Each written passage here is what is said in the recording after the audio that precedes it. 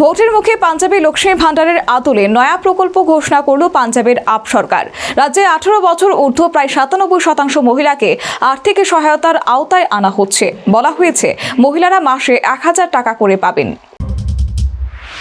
2017 সালে পাঞ্জাবে ক্ষমতায় আসার আগে আম আদমি পার্টি প্রতিশ্রুতি দিয়েছিল ক্ষমতায় এলে রাজ্যের মহিলাদের মাসে 1000 টাকা করে আর্থিক সহায়তা দেওয়া হবে। কিন্তু ক্ষমতায় আসার পর প্রথম 4 বছর সেই প্রতিশ্রুতির কথা মনে পড়েনি আপ সরকারের।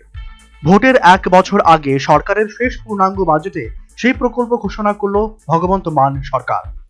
এই প্রকল্পের অধীনে রাজ্যের 18 বছর ঊর্ধ্ব প্রায় 97% মহিলাকে আর্থিক সহায়তার আওতায় আনা হয়েছে। বলা হয়েছে মহিলারা মাসে 1000 টাকা করে পাবেন। তবে তফসিলি জাতিভুক্ত মহিলাদের জন্য এই বরাদ্দের পরিমাণ রাখা হয়েছে মাসিক 1500 টাকা। সরকারি কর্মী, প্রাক্তন বিধায়ক, সংসদ এবং আয়করদাতারা বাদে বাকি প্রায় সব মহিলাই এই সুবিধা পাবেন। এমনকি যারা আগে থেকেই বার্ধক্য বা বিধবা ভাতা পাচ্ছেন তারাও এই নতুন প্রকল্পের টাকা পাবেন। Bureau report, news vanguard.